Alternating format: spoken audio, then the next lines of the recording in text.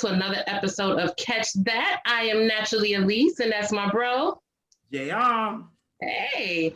And today we are super duper excited because we have one of our favorite guests and one of our favorite producers coming back to the show. And it is Mr. Brian Alexander Morgan. Hey. Yo, yo, yo. What up, y'all? Good to be here. Y'all know I love y'all. Thank you for having me. Of course. And I appreciate the offer. Had to talk about my MJ. Come on now. Come on now. Got to get into it with MJ. Yes, but just about Brian again, producer and singer, born and raised in Wichita, Kansas, and discovered by Club Nouveau. And he has produced, of course, famously for SWV, as well as Layla Hathaway, Martha Wash, Usher, and plenty, plenty more. And outside of R&B, he is also a dope house music. So today, we are going to be talking about Michael Jackson's Off the Wall. Yeah. I'm so excited to talk about this album for real. For real. Yes. Absolutely. Ding, ding, dong. We talk There about you go. that. Here you go. Hey. Oh, man. So I wanted to talk about this because y'all know when we did our, sit down with Brian before, we talked about songs in the key of life. So we started talking about that, and then Michael came up. So we was like, he was like, let me come back on. We can talk about Off the Wall. We said, shit, okay. Okay. He was like, that. Yeah. So y'all to know, Off the Wall is not Michael's first. Please, y'all. Like, it gets on my nerves when I see people on social media saying, oh, the first Michael album. No, it's not. Maybe his coming out album, yes. But is it his first? No. Got to be there. It's his first one. Coming of age album. Right, there we go. The coming of age. This coming of age. So, so we're going to get into that. Let's listen. So, B, when you first heard Off the Wall, what did you feel? How did you feel about it? What was where your mindset when you heard it? So check this out. So in the summer of 79, when it came out, I was in like elementary school. I think I was in like sixth grade or something like that. And the white people went on a little camping trip at my school, right? Okay. And so I went on this camping trip. Well, one of the white dudes that had a van that went on the trip had an 8-track player. And he had Off the Wall on 8-track. You hear me? So all the way there, with an 8-track, you can't change you can only change certain things, like 4 channels on there. You can't change the song and go to whatever song you want. Mm-hmm. So literally, we had to listen to the album from front to back, right? Mm-hmm. Which was great because on that trip, it was like we were in a captive audience kind of situation. So when you got a gang of white kids and me, the black kid, token black kid in there, I was like, y'all got to shut the hell up because MJ, we got to listen to what's happening in this thing. Yeah. So the first joint, come on, Don't Stop Till You Get Enough. Come on, that dun dun dun. You know what? Dun, dun, dun. I was wondering. I was like, hold on, man. This thing right here. By the time okay, everybody's head was bobbing in the car. Like, what? That right? Yeah. It's a rap. But I want to say this. The reason why it was unique to me, because I had grown up on Michael, obviously, all the way up through, because my last experience with Michael had been the year earlier with Shake Your Body Down to the Ground. Right, the Destiny album. Yeah, Destiny, right, which is incredible in itself. Mm-hmm. So this is my first time hearing Michael outside of the Jacksons themselves, right? Mm-hmm.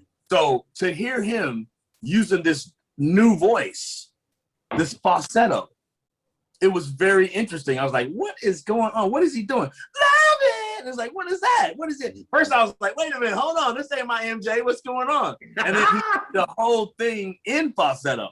Yeah. You know what I'm saying? Only thing, except he come out of with the ad-lib, oh, power. But back to, it's the force of power. You know what I mean? I'm like, okay. So now I got to do a new adjustment to this voice. Okay. But once I made the adjustment, I was like, okay, he's feeling this. Whatever it is, he is feeling it. By the time you hit the that whole I won't be complaining, you're like, okay, my nigga. But I'm fucking with you now, whatever the fuck. You know what I'm saying? Sorry, y'all, excuse my mouth, but I'm sorry. Like that thing hit me hard, right? And I was like, by the time you get to the break, that by the way, that Greg Fillinghaynes wrote that Michael didn't pay him for. And that was a moment of yeah, that's a thing. That's a thing right there. That's a little bump in the road. Check with Questlove and Greg Fillinghaynes. Greg wrote that section. And Greg's also playing. He came out and told about it. He talked about that. He talked about it, yeah. Quincy gave it up and told because that's such an important section. That section is important. Without that, the record is just the same thing over and over and over and over and over. Right. It needed that break to get back to the groove, right? Yeah. But thank God for Greg playing that bass line. Thank God for Greg playing them keys. I love me some Greg Fillinghaynes, man. Like without Greg is like the glue to a whole lot of people's records. Yes, he's Forgetting on Michael McDonald's. People don't know that. He's like clapping that on Keep Forgetting. Yeah. And so many Gap Band records. It's incredible. But back to this. By the time you get to that ending though, JR. Yeah. I had never heard anybody snatch out the whole track and just leave the guitars. So it left you with what in the what? And with the percussion, I was like, this is insane, right? I thought that was brilliant. Yeah. And then to come out of that with the right into and you're in the rock with you. Are you serious right now? Yeah.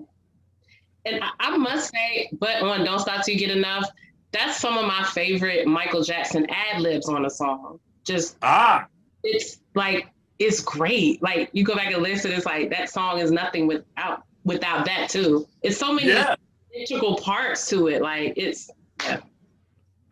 It's almost like it's like a church vibe, ain't it? It's like it's a praise and worship a little bit. By the time we get into it, it's like it's super like call and answer, call and response. You know what I mean? Yeah. Because the background is it's relentless. Yeah.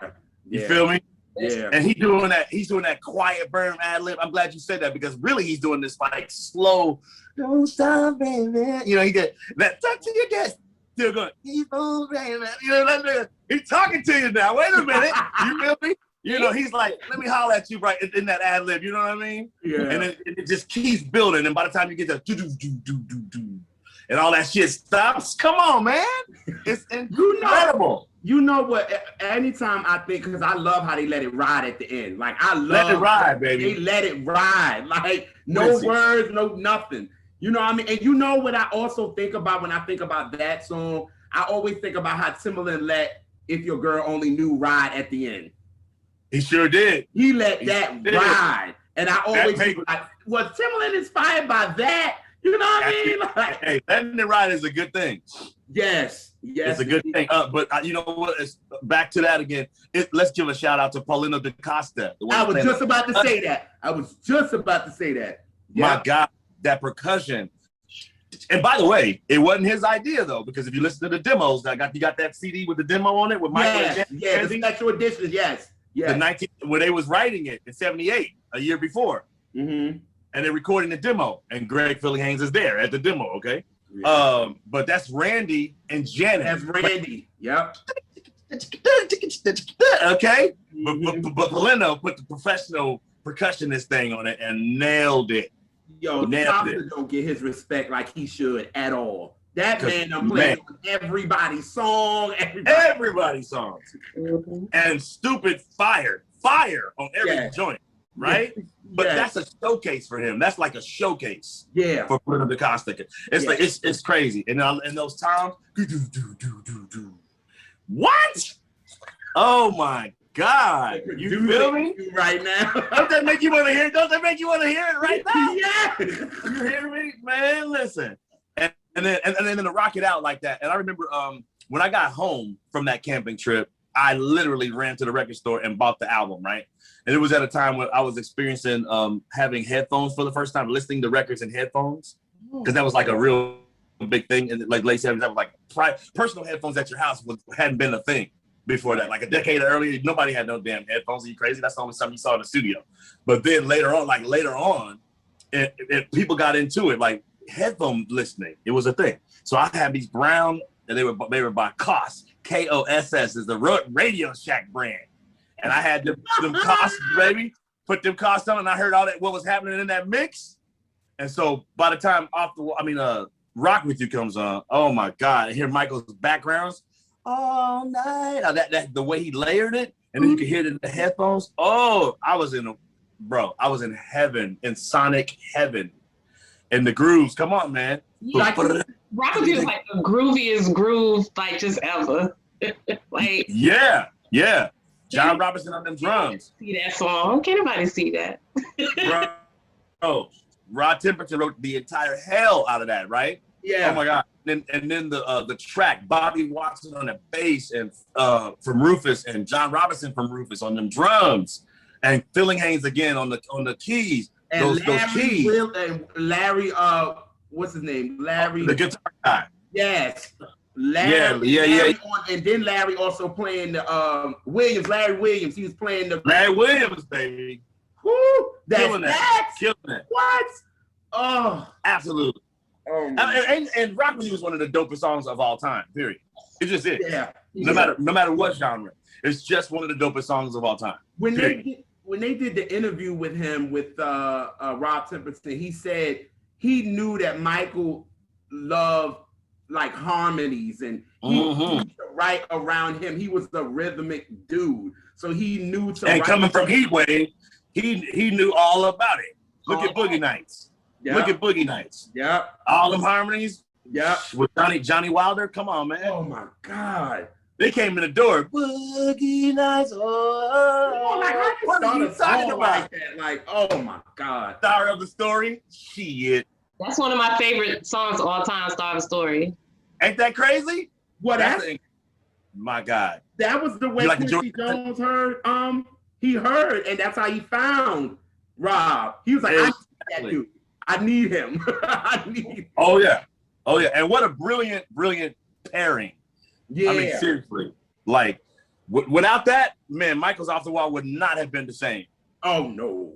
Not at all. I mean, it'd have been nice, but it wouldn't have been the same. Oh no. It's like it's career defining. Yeah. Now that I can see when people say, when they talk about Off the Wall, and they like it's the first. Like you said, it was a career defining moment for Mike. Right, setting him up for what was about to be the rest of his life. Right. And, for sure. Yeah. So I mean, as far as that, like, it's more of the songs. Like, how did you feel after listening to the whole thing?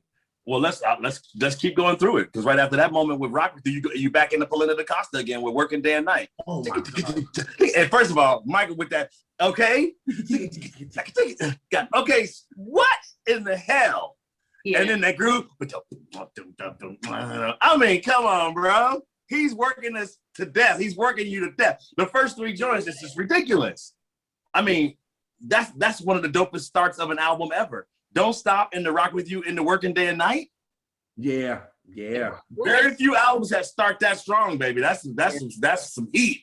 Yeah, Working Day and Night is one of those songs. If it comes on and somebody around me and I don't see them moving, I don't trust them. You can't trust them. You can't trust them. Hell yeah. You at least gotta shoulder lead something. With the shoulders, So yeah. Yeah. And I like how Michael, at this point, he's giving us the falsetto and the full together. Yeah. Ooh, honey. And then back out of it. You got me working day and night. You see what I'm saying? Back in and out of that falsetto. He's like, yeah, nigga, I'm doing it both. I'm rocking both of these voices right now on these records, okay? You got that? And I got it. Loud and clear. He's like, okay. And then, listen, again, I mean, look at that false. And he's still back in the full. Man, oh my God. Like, to me, as a singer, you want all of that. Everything he's dynamic. Those is called dynamics. You hear me? By the time he gets in that background, got me working day and night. What in the hell are you talking about right now? Really? That's when the melody and the vocal performance and the actual track are matched perfectly. Mm-hmm. That's what's happening. You got the energy that's fired. And then the harmonies on the pre-chorus. Like, it's just... Exactly. It's a rap. And also, it's a church rock, too. That's a church bop, too, because if you think about it, it's just real church. Especially that drop. The horn drop, the horn break. Yeah. That's a little praise break. Damn. Bow, nigga. Bow, bow, bow. What? Okay. Well, this is the one that him and Louis Johnson did together, right? No. That's Get on the Floor. Oh, Get on the Floor. That closes the album. You're just jumping ahead, baby. That Oh closes. yeah, I'm sorry. Get on the Floor is the next Working song. Day and Night is a purely Michael Jackson creation. Remember, because that's also on the demo from '78. Yeah. Okay. Got you. I got you. And he really had that percussion thing in mind. Okay. Because he started on that same demo with Janet and Randy playing the percussion. They're playing percussion on that too. Because Michael he clearly had a vision for that. Like he wanted the percussion to be the thing. Mm-hmm. So Paulino DaCosta was like, "Yo, thank you, just giving me a full-on showcase." Right. Like, that's what it is. Starting the record like, what in the bro? Come on, man. Wow. Okay. Gotta love it. Now, what happens out of the way? What do we get into? Oh, that's when Get on the Floor comes on after Working Day and Night. I love that record. I love it. I love that. It's record. Michael. To me, it always felt like a Brothers Johnson record on Michael's album. Yeah. Right? That's why I like it. It could easily been on the album with Stomp. Yeah. You feel me? Yeah. It could have easily been on there. It could have been. But the magic of Quincy mixing those, moving the people, the players around, you know, that he was using on his own records, that he was using on Brothers Johnson's records. That's how you get Patty Austin on this project. You hear me? Because then I think he said that when Quincy was like, they had Get on the Floor for a while, but they didn't have like nothing. They didn't know what to do with it. So when they gave the Mike was like, whoa, I like it. Let me do something with this. You know what I mean? And he put that melody on it. On the flush. Man, good God. I love the horns. That's what I really love about Get on the Floor. Like I love the horns, them sea wind horns. You ain't playing at all. Ain't playing at all, right? Oh my God, Larry and Jerry and Gary. It's like, yeah, they ain't playing Larry Williams. There's a specific era that had a whole bunch of songs that sound like Get on the Floor, and that was the early 2000s R&B, like yeah, you know, name one. Needles and all, you know, all those different things. They songs sound like that. Say name a song that you said sound like that. No, I'm just saying like all the stuff that was coming out with Neo and all that. It down to it. Got you. So because Neo so obviously influenced by Michael. Oh God. You know, just like I am. And like, come on, man. Michael's put fingerprints on Timberlake, on everything. Usher. I mean, come on, man. Where is his fingerprint not felt? That's true. You know what I mean? It's insane, bro. Yeah. Like, and not only that, it's in a way that's so subtle. It's not in your face. It's very subtle. Mm-hmm. You know what I mean? Because they still have their own styles, but that Michael is underneath. It's like an undertone of him in there. Mm-hmm. Like it is even on my own stuff. People say that about Coco. Some of the Coco stuff. I can see that though. Yeah, totally. Yeah, when you think about it, like her tone, and sometimes you could just hear there's a Michael undercurrent in some of the way that she delivers, and it's I get it because it's always in my thing, underneath my thing as well. You know what I mean? Just like my Stevie, it's just in there, just like Stevie. My Stevie thing is an undercurrent of my work, and so is Michael. Now that you said that, because I know I felt like yours was definitely Stevie's, but now thinking about it, Mike was in there. Mike was in there. Always, because he's such an influence. You know, as much as Stevie is, Michael was truly an influence on me. Like, you know what I mean? Right. Big time, especially harmonies and vocal arrangements, and like, you know what I mean? Like the way he approaches stacking. You know. Yeah. So that's we've covered side one, y'all. Yes. Side one, side A. Yeah, side A. So let's pick it up with side two. Now, I gotta say this. Girlfriend is a dope ass song to me. Like, I think it's she don't like it.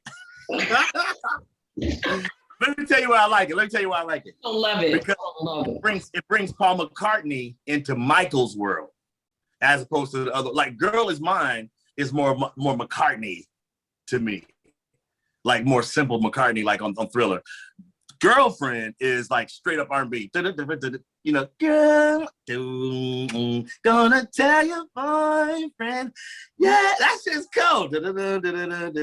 I just think the chords are dope. And Michael said, and to me, he sounds comfortable. And so Paul coming on there is the one that's like, whoa, wait a minute. Where this bloke come in and at? but guess what? He still holds his own though. I mean, the whole vibe is like, I know y'all don't really like think it's like it's great, but I think as an album cut, it's pretty cool. It and works. Not a single. It works in the album. It kind of calms you back down after that first side was so fire. You had to kind of chill out a little bit. You know what I mean? Yeah, it fits. It's just not my favorite. But no, it fits within the sequence. Within the structure.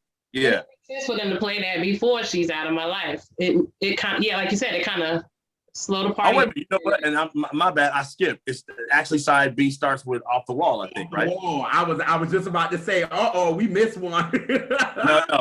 And it's way important, the title track. Let's go back. Yeah, Off the Wall. Come on, man. Off the Wall is absolutely brilliant from Rod. Brilliant. Timberton. There we go again. There he is again with the signature, like it's got everything. It's really like a precursor to Thriller. You can hear the vibes, like look how it starts with that eerie. Yeah. Ain't that haunting? Like it gives you it's like a precursor to what's gonna happen next on Thriller. Yep, that's why you know Ron had to write it. That's why you know Ron had to write it. You know it. Come on, man. Yeah. And then what I liked about Off the Wall, back to my headphone mix shit, because when I was on those headphones listening, when Mike was hitting them backgrounds again, gotta leave the 9 to 5. Come on. And by the time he got to live it up, life ain't bad. I was like, the backgrounds is crazy, right? And that groove, boom, boom, boom, boom, boom, boom, boom, boom, boom, boom, boom, solid. Them drums and bass again. Yo, that is my favorite part of the song. It's his backgrounds on that. Absolutely.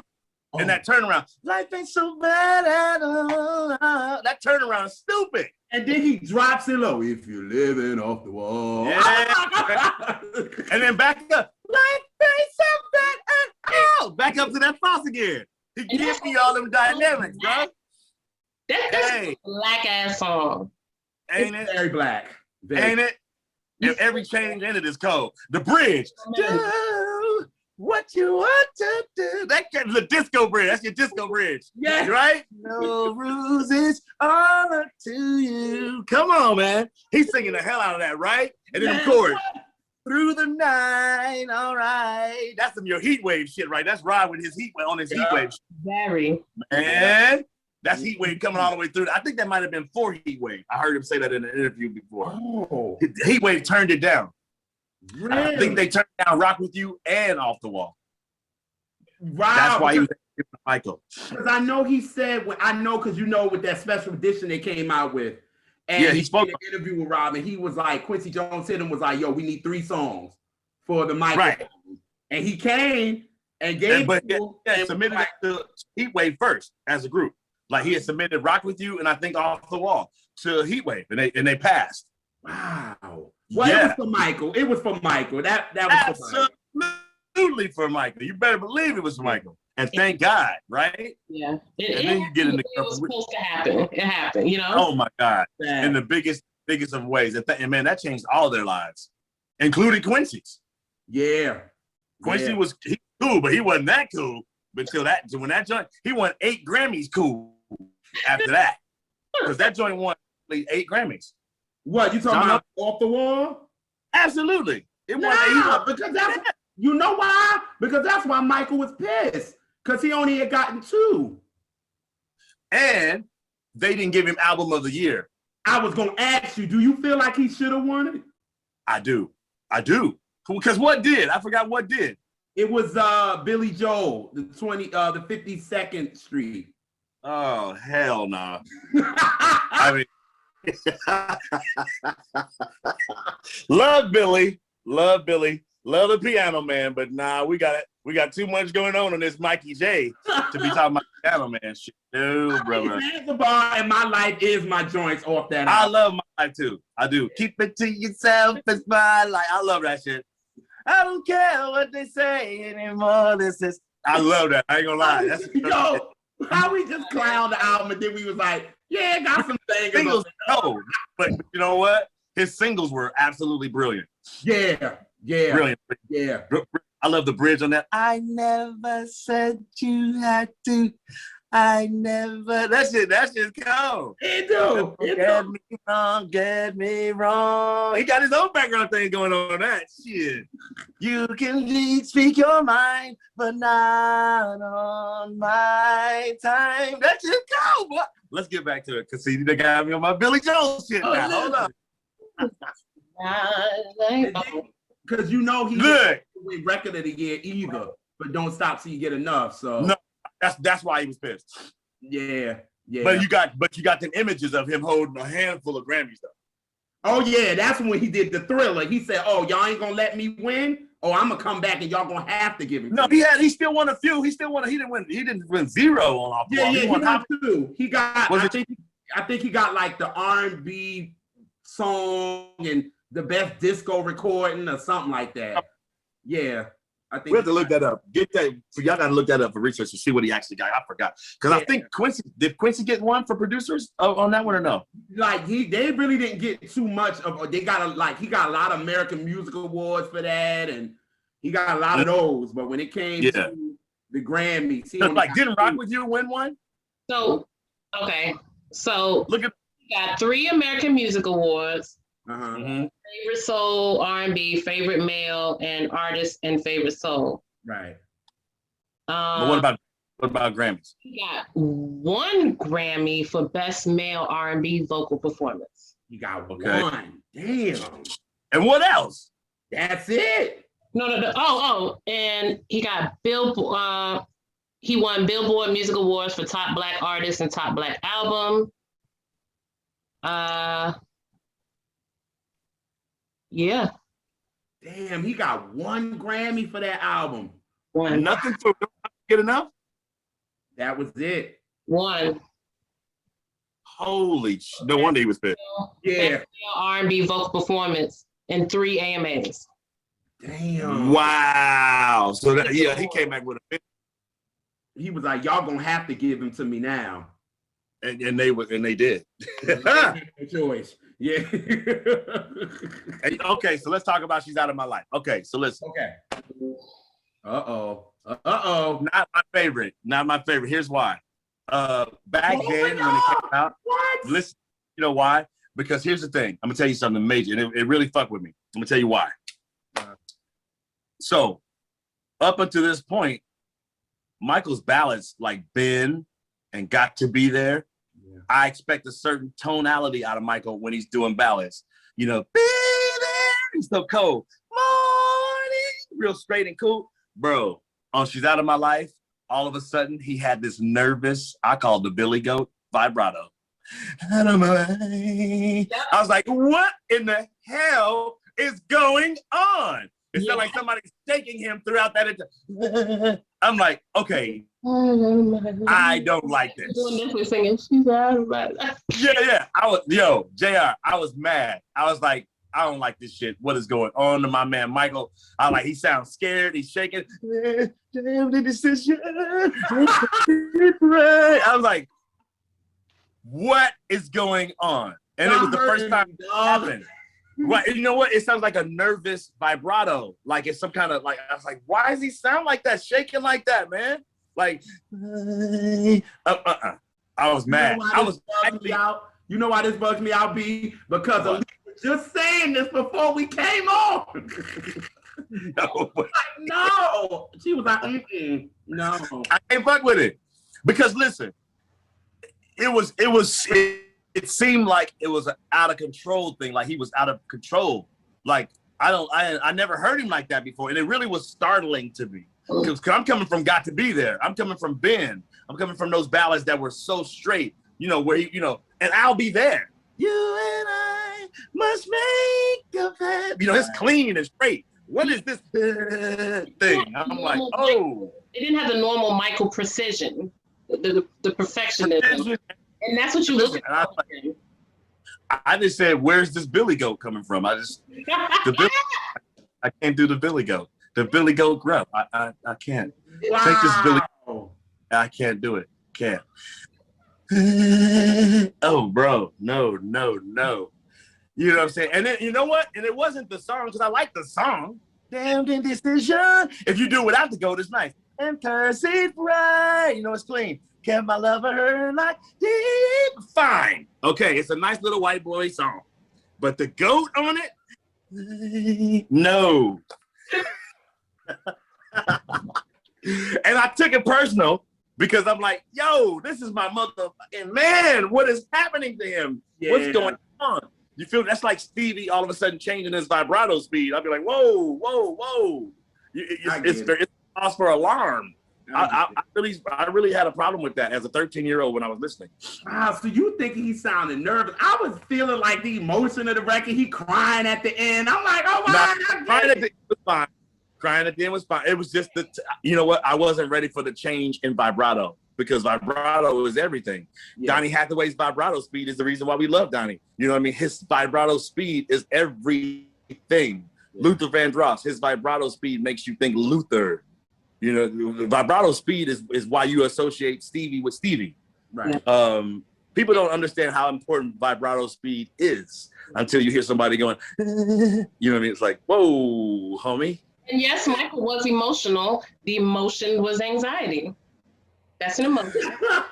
You know what? And I think you might be right, Lise. I do. I think because like, listen, it had never happened on a record before with him. Because just think, Ben, if he was gonna have it, why didn't he have it on Ben? He ain't going, Ben, the two of us feeling no more. He ain't doing it on that. He's singing precisely. He was a kid. I said he was doing it precisely, and he was a kid. And not only precisely, but just clean. Yeah. Ben, the two of us feeling no more. You know, we gotta have that straight, because without that, it ain't Michael. If you just think about it, if he's doing lines like, when you ever look behind and don't like what you find, you know what I'm saying? If you had that vibrato on that, it wouldn't be the same. You find, no, it wouldn't work.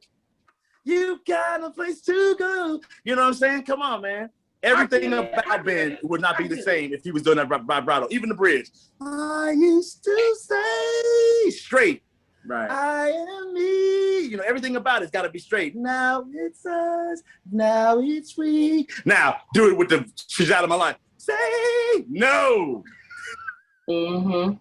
It wouldn't work. It wouldn't work. And JR, you know, anytime me or Brian don't like a song, we know exactly why we don't like it, and we're going to tell you, and we'll go in depth. Yeah, and I'm here for it. I'm here for it. But JR, guess what? I really didn't think that Brian was going to go with this. I thought it was going to be Girlfriend, to be honest with you. No, because you know why? Because the groove on Girlfriend is cool, is dope to me. I like them chords. Right. I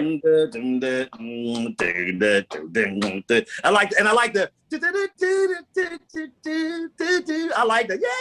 yeah. I like all that. That's some shit. And the harmony,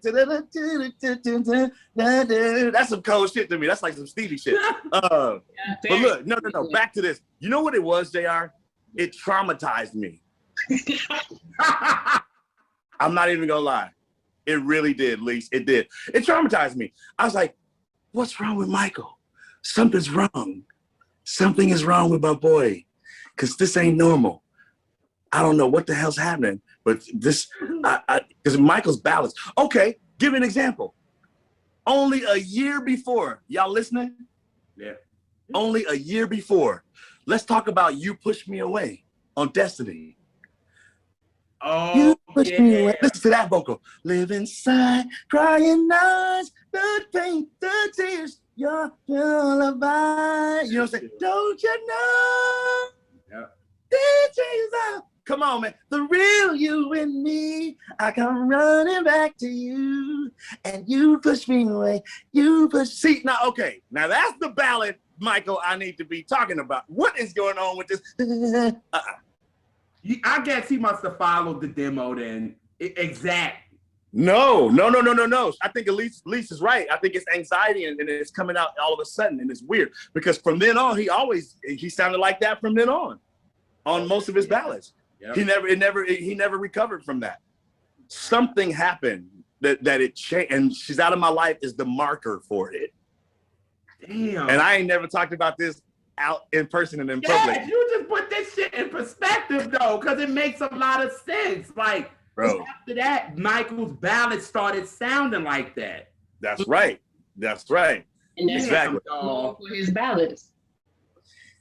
Listen, Push Me Away, and that last year in '78, I think he was going through a lot of anxiety with Joseph. Yeah. Because even the record Things I Do For You, like, it's talking about it. That's what you get for being polite. It's talking about it. He's saying, listen, in the record, I think Jack is him. Jack still cries day and night. Jack's not happy with his life. Look at that. Wanna do this, wanna do that. Wanna be kind, but ends up flat for love. Look at all the vibrato. And try so hard, give a lot. You know what I'm saying? It's real clean. What he's doing for love is so sad. You just look at that vibrato there. That sounds like Brandy. It's so sad. That motherfucker cold. All the time getting in things he can't get out. Are you kidding? What? It makes some bad things for the girls. That's what you get. Come on, man. That's the Michael I need. I got you. And then look at the ad-lib.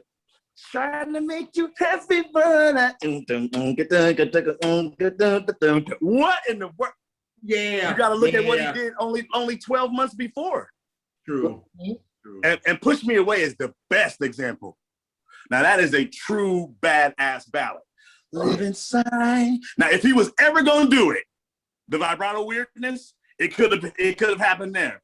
Live inside. Right, he could have done it, but he didn't do that. Yeah, straight and clean.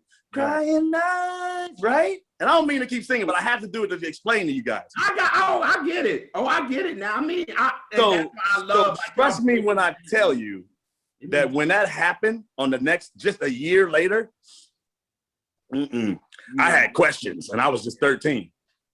I had some questions. He had questions and concerns. I had questions, baby. Some concerns.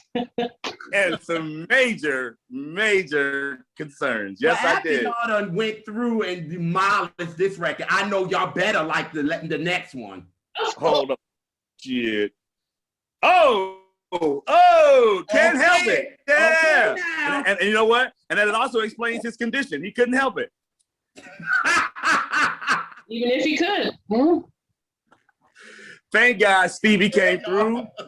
Stevie came through, baby, with this one. What? And you know what? And it was calming and soothing. Guess who's on them keys? Greg Fillinghanes again. It's the Greg Fillinghanes showcase. Boom, boom, boom, boom. Boom, boom, boom. And the Break It Down for the De La Soul. Break it down. Yes. Come on, break it down. Come on. Them keys, baby. It's ridiculous. You already know. And then there we go again. Now, okay. It could have happened there too. Looking in my mirror, right? Took me by surprise. But it's not happening. No. I can't ever see you. It ain't often through my mind. Look how clean that is. Ain't no out of my life anxiety on that. No, it's not. No.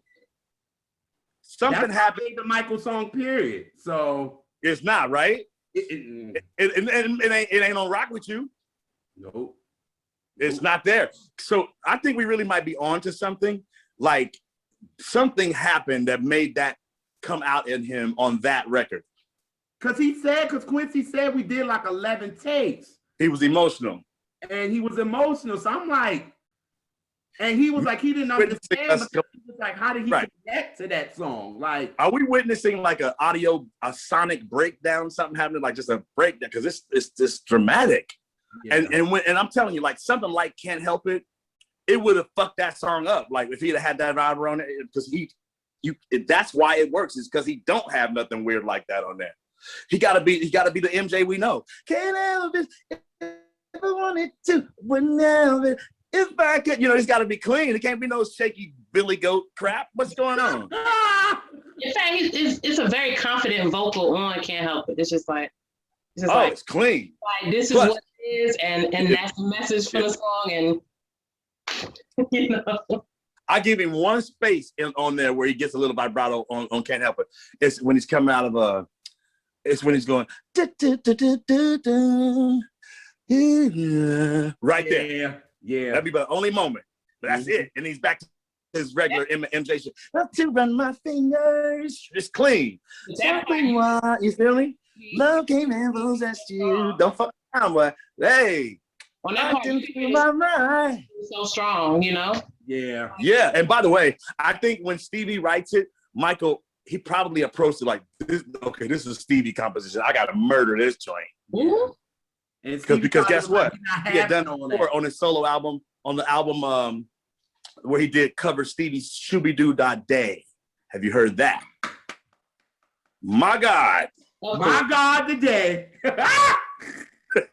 He covered Shooby. Yeah, that's 1972. Yes, God. And when he covers Stevie's Shooby-Doo, and by the way, Stevie sings the dog S out of it himself. Your precious sweet, she's so faithful. All right, she's so true. But Michael came and told a new entire ass on that record. Y'all gotta listen to it if you don't know it.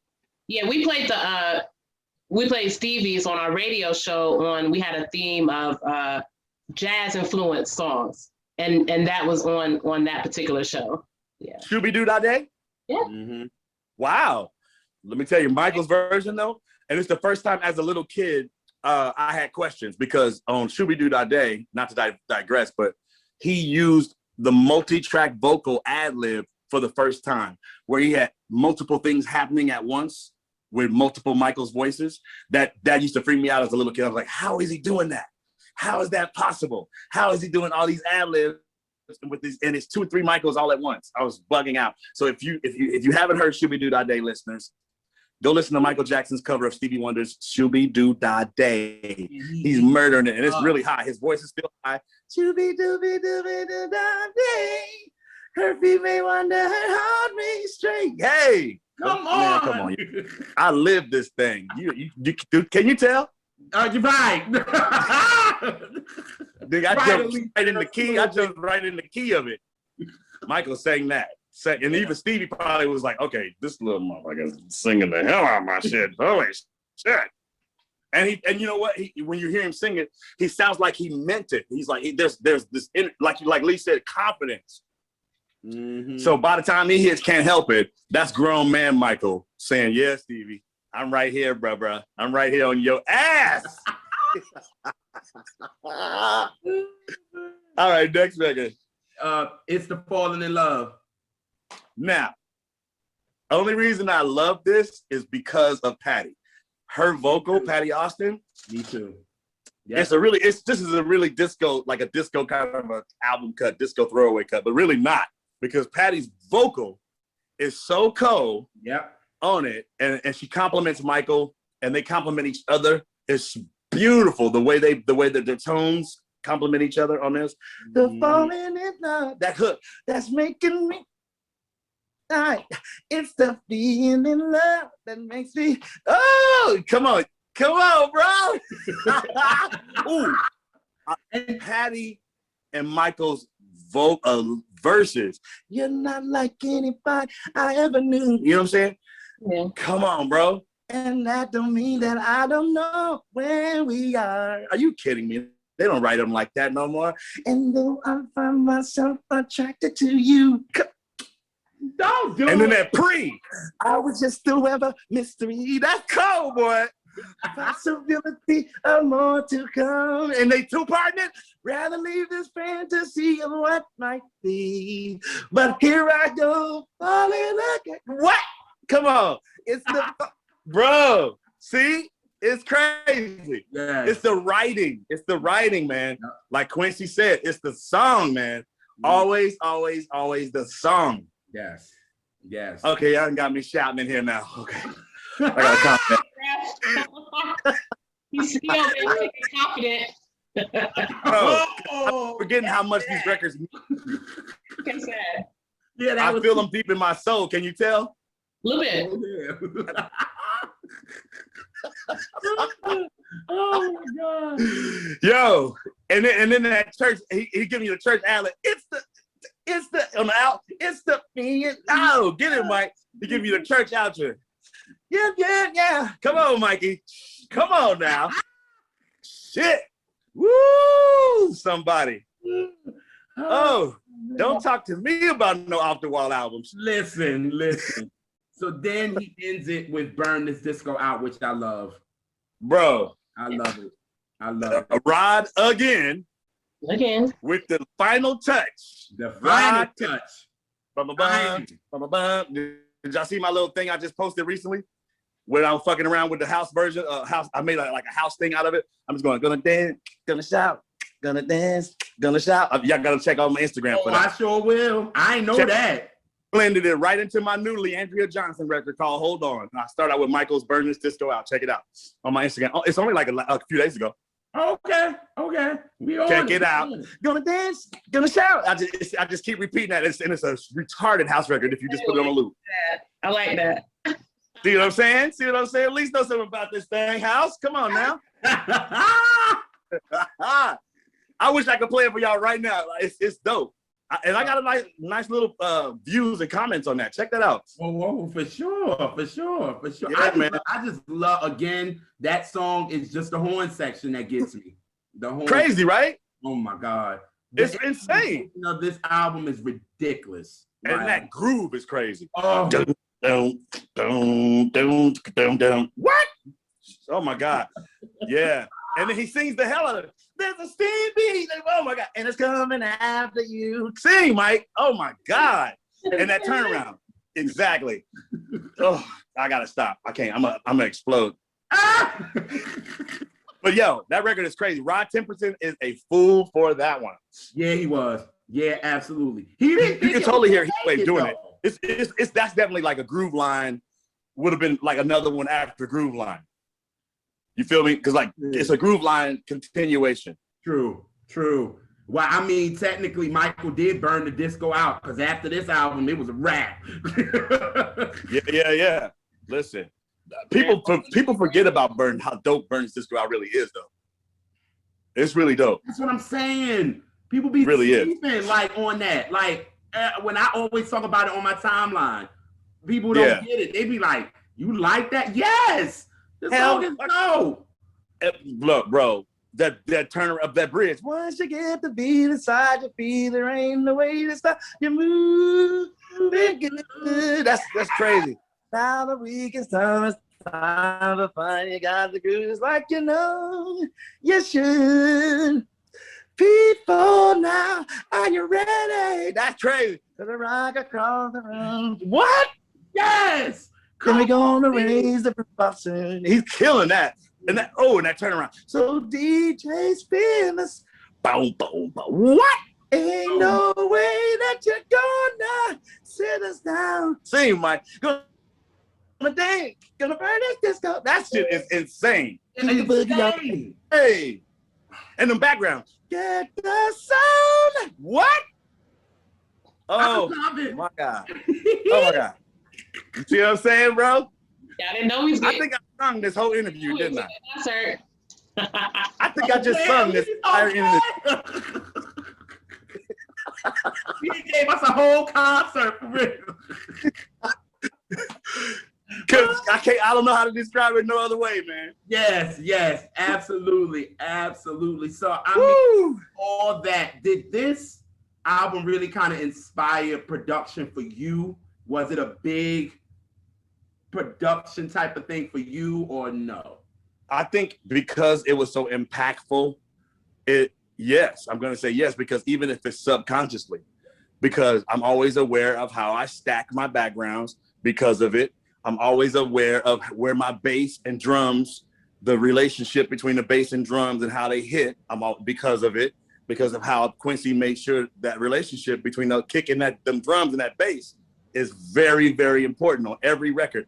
That's why Rock With You hits like it does. That's why Burn This Disco Out hits like it does. That's why Don't Stop hits like it does, and Working Day and Night. It's the mix. So I would say yes, because it changed my life as a 13-year-old listening to it in those headphones. it made me pay attention to what was happening in the mix, not just listening to it as a consumer and running around just listening. No. It made me listen with a critical ear, right, and see how he laid it out. And then what reverbs are happening? What's on Michael's voice? Why does the background sound like that? And how do they make the percussion sound like that? Or how do they make the kick drum or the snare pop like it's popping? Where they got the horns in the mix? Are they up front? Are they in the back? Are they kind of right? They're not competing with the vocal? All that stuff I was like all of a sudden caring about every one of those things. Whereas before I was just a consumer, just listening, not critically. That changed my life in listening to those mixes in the headphones. And I'm not gonna lie, that's what Off the Wall did to me. Was it changed my perspective on, it made me a critical listener. That's what it did. And then I think that in turn educated me when it came to me trying to record my own stuff. It informed me. right. You know what I'm saying? So by the time you get to Jam and Lewis, I've learned those lessons from Quincy. Now I'm listening to what Jam and Lewis are doing, but more of an electronic thing. Right. It's like, oh, listen to what they're doing with 808s and keys that are electronic instead of just traditional. I think Quincy did the best productions you could ever do with acoustic instruments. Mm-hmm. And some synths. Like, it's the best acoustic things that you could ever do between Light Up the Night and Stomp and all those Brothers Johnson records. It's the most brilliant acoustic productions ever. But then when Jam and Lewis come in and it's all about electronic stuff, they took it to the next level with, oh, okay, now we're about to be on some electronic keys and some drum machine situations, and how do you blend and get this to sound nice and incredible? And that's your SOS band, Tell Me Do You Still Care type joints. Yeah. Where, feel me, like where it's like 808s and keys, and it ain't no acoustic drums nowhere to be found. But I learned lessons from all of it, and I tried to use it. That's what I need. Sounds like it sounds. On the It's About Time album, that could be a Jam and Lewis joint. I'm Swimming to You is its own thing because sampling is a whole nother beast that came into the game that Jam and Lewis didn't use. So that separates me from that one. I'm incorporating sampling and hip hop and chopping things up. That's what I'm So Into You is. It changed. That's the changing point of the culture to me, was when I combined playing my live keys with sampling things and putting those two things together. Yep. And that was a moment when that happened. But I'm still completely aware of those vocals and how to lay them and how to stack them and how to mix them. You know what I mean? Yeah. When you hear him weak with those backgrounds like that, when the backgrounds aren't getting in the way of each other, but there's a lot going on. Mm-hmm. That came from learning how to mix, like Quincy and them. Like, man, you gotta figure out where the ladies' parts at in the mix, not just how to sing them, but where to mix them and blend them. You know what I'm saying? Yeah. So I thank God for my being my age, because I'm like, if I hadn't been 13 when Off the Wall came out, I don't know if I'd have been listening as critically if I was 7. Right. You hear me? Or didn't even exist. I'm born in '94 and don't know nothing about none of it. You coming into the game when, Britney and them is starting to take over and your whole lifestyle. I was talking to my engineer, and he was born around in that time. So hit the early 2000s and that Max Martin sound, we was talking about that. It's like very mechanical, and it's also very mechanical, and everything is precise, and the vocals are mechanical, and the drums and the thing, it all sounds like very mechanical. I'm so glad I wasn't raised on that. No disrespect, but yeah, I'm glad I wasn't either. It matters. And guess what they're trying to go back and get? They're reaching back. This generation is trying to reach back and get what I got from the 70s. Yeah. And that is the human and the authenticity and the thing that makes records sound alive and not just, programmed, and know what I'm saying? Amen. There didn't mean to, but I'm gonna close with that. Thank God for MJ and Quincy J and QJ. Yes. Yeah. So now we at my favorite part of the show. Oh Lord. It's time for One Song Association. Oh shit! Here we go. So today's is going to be, I'm going to give you a Michael album or Jackson album, and you tell me the first song that comes to your head. Okay. Okay. So we're gonna start off with the Jacksons, and the Jacksons the self-titled. Enjoy yourself. Gambling Hub, baby. Gambling Hub. Yes, sir. Hey. And then and I can't say enjoy yourself without saying show you the way to go on the B side. Mm-hmm. Crazy.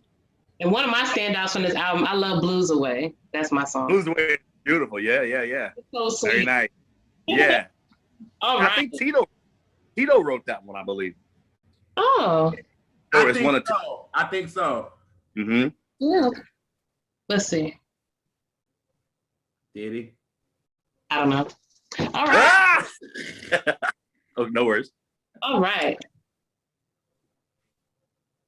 Thriller. Oh my God. Oh my God. Now you can't say no damn one song off of that jam. But if I had to say one, I gotta say Human Nature.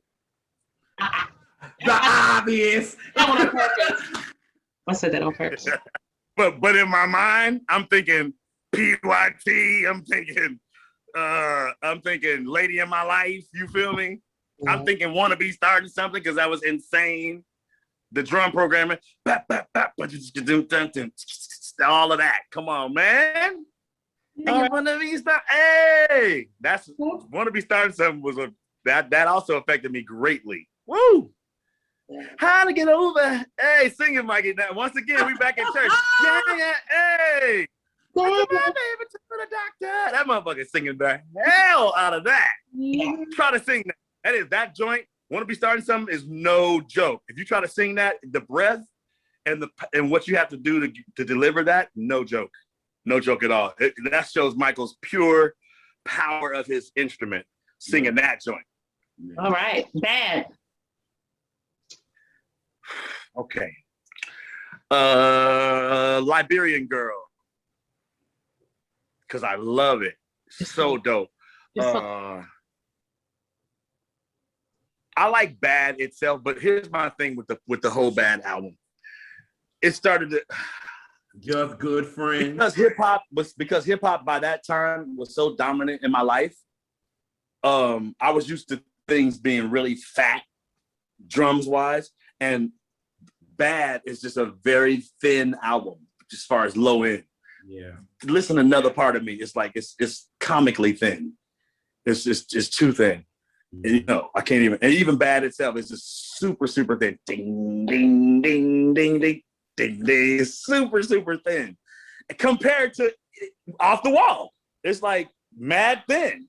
Comparatively, it's not even as thick as Off the Wall, and it certainly ain't as thick as Shake It Down to the Ground. Oh, that come on the radio right now. That joint is like, it's fat as hell. And so I'm like, I don't really do thin. I don't do thin drums. So Bad, I have to say, I was disappointed sonically in Quincy on that one because of the thinness, but the songs were still there. So they had dope songs, but just not fat.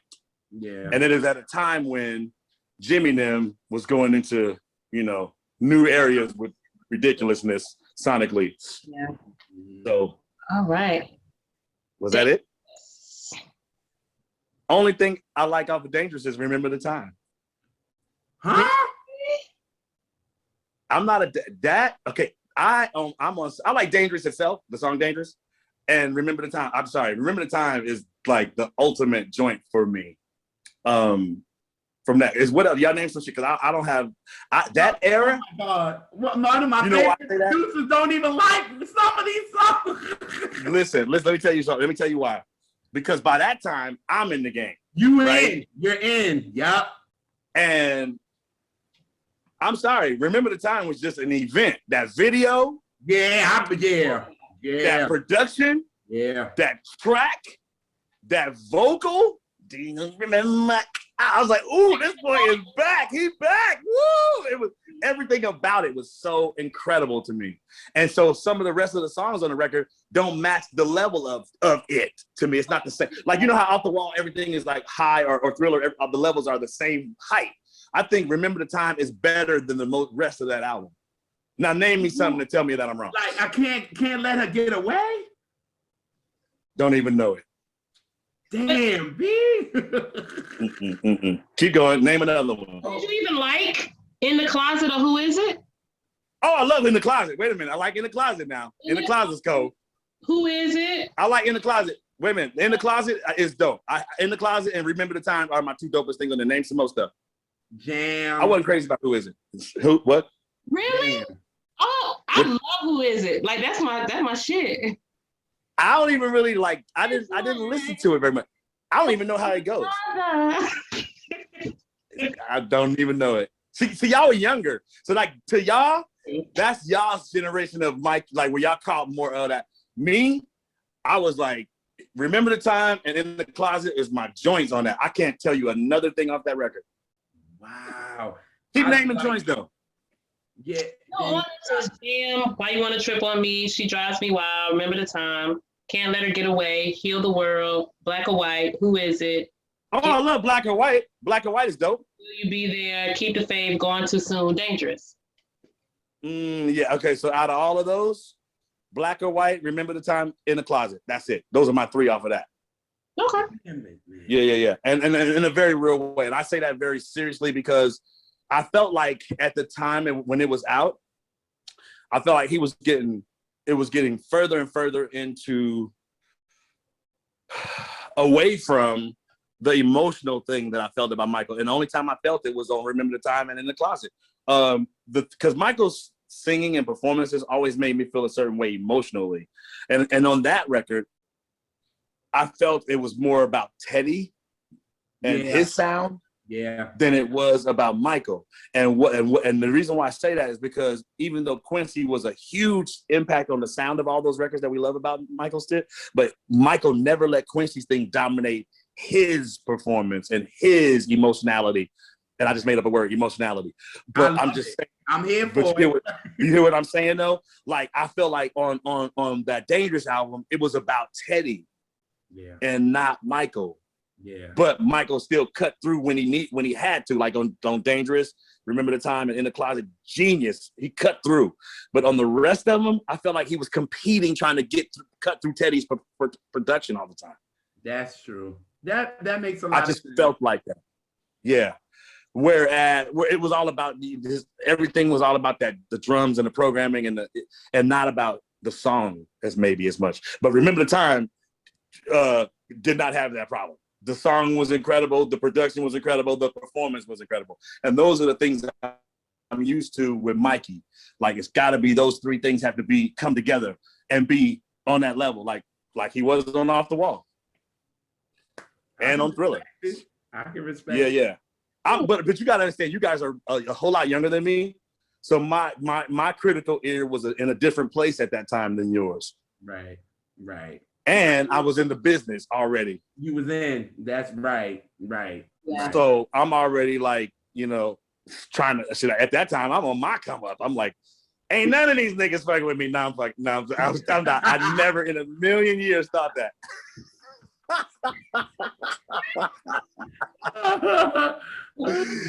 Never thought that. But I will say this, because Michael is so personal to me, I didn't like the idea of him being overshadowed by any production. I don't care who it was. And I went on because I like reading forums and stuff about sounds like this. And a lot of people felt that Dangerous was definitely overproduced because Michael did. Yes. A lot of and maybe that's the word. That's the word, JR. That's the word. That's the one that's the word right there. Yes, that's it. Yeah. Because with MJ, like there's a line you can cross where it turns into it's not about him anymore. It's about all of that. Right. And to me, he held the line so cold on Remember the Time where it was like, no, baby, it's still about my vocals and this performance and this video and me. Remember the Time encapsulated Teddy's sound with Michael's awesomeness. Right. Right? In the closet, same thing. Video, visuals, ridiculous. Naomi Campbell was ridiculous. Michael's vocal, ridiculous. Yeah. It was just, I don't know. But on those other joints, I feel like he gets lost in the production because it's so much about the production. Yeah. And then there's the emotional part of it goes away to me, for me, when that happens. The emotionality goes away. And, you know, there y'all go. I lose it. And I think with the girls, with S-Dub, I felt like I brought it back. I brought it back front and center to the singer. You did. Because that's what was important to me. Like, yo, it's about this voice. It's about the tonality and the delivery, and you know what I'm saying? The music is supposed to support that. Right. Not the other way around. Gotcha. I felt like a lot of times he was fighting, trying to get cut over all the drums and all this is, you know, or with so much syncopation. Like I felt like I was about to have lockjaw sometimes because it was like everything is so tight. That's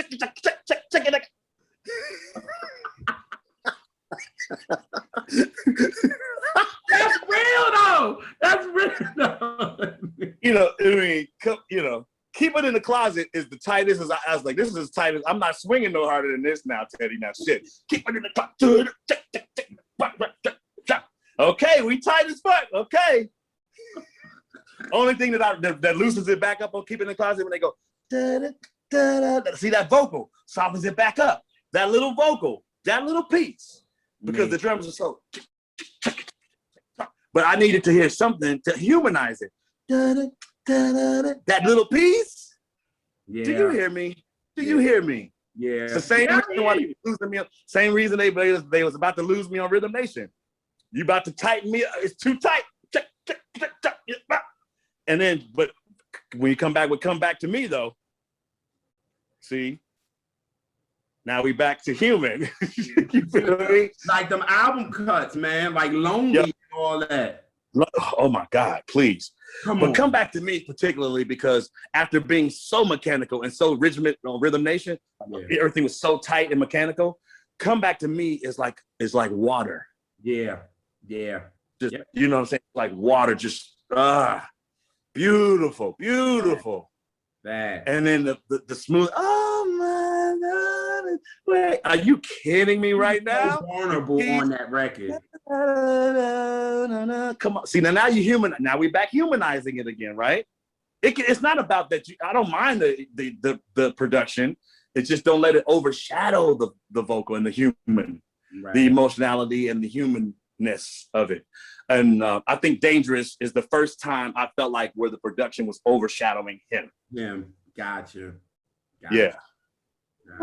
Is that my last word associated? Y'all didn't expect that many words to be associated. Yes, we did. That's why it's my favorite part of the show, because everybody say one thing and it turned into a whole other man. Especially with me. Especially with me. Yeah. I was trying to soften the blow. So was that the last joint? That was the last one we're going to. Okay, but cool. All of the wonderful things that you got going on, Mr. Morgan. You. Oh my God. I don't know if I can talk about all of them, but let me just say this. I'm so blessed to not only still be working, but to be working with some of the dopest producers and cool artists in the game. Like the stuff me and Hit Boy got coming, I'm so excited about. On some of my favorite rappers, the stuff I got coming with DJ Khalil, same thing. The stuff that I'm about to go into some production with for people like Doja Cat's producers and SZA's producers and people like just today's hottest people that I love. So I'm getting to experience mixing and matching flavors with these guys because they're reaching out, because they want, today's word seems to be authenticity. And they're reaching back to me because of my authenticity, and I haven't changed that, and I won't change that, and I'm giving them, me. And I got today me, I got last year's me, I got 2015 me, I got 2001 me, I got 94 me. It's a lot of me's. So when they come over, I can share each of those versions of myself, and every version is still the authentic me. So it's kind of like like you come over and you get to select which me you fucking with. You know what I'm saying? Like, you want to fuck with the 2000 me? Because I was on this in 2000. Like, ooh, this was what I was feeling in, whatever.